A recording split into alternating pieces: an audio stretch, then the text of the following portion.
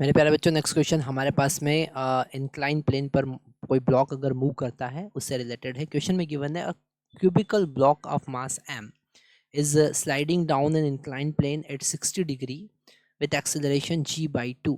हमको म्यू के का वैल्यू फाइंड करना है।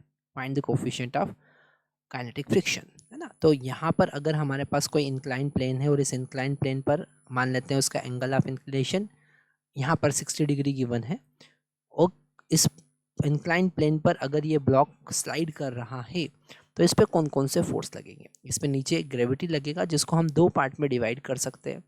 ग्रेविटी को हम दो पार्ट में डिवाइड कर सकते हैं। एक ग्रेविटेशनल फोर्स होगा mg cos थीटा जो प्लेन के परपेंडिकुलर होगा, और एक ग्रेविटेशनल फोर्स होगा mg sin थीटा जो प्लेन के अलोंग होगा, और एक फ्रिक्शन फोर्स यहाँ पर लग रहा है F, और ये फ्रिक्शन फोर्स होगा mu into normal reaction. Okay, और अगर हम नॉर्मल रिएक्शन की बात करें तो नॉर्मल रिएक्शन यहाँ पर हो जाएगा n equal to mg cos theta.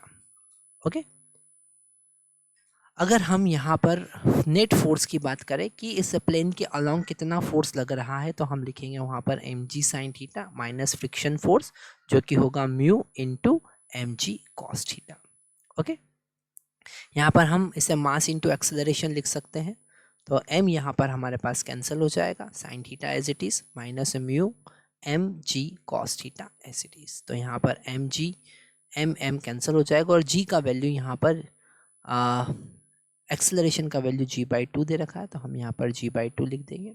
That is equal to g sine theta, और साइन थीटा साइन 60 है तो √3/2 हो जाएगा, माइनस म्यू और g एज इट इज़, और cos 60 डिग्री 1/2 हो जाएगा।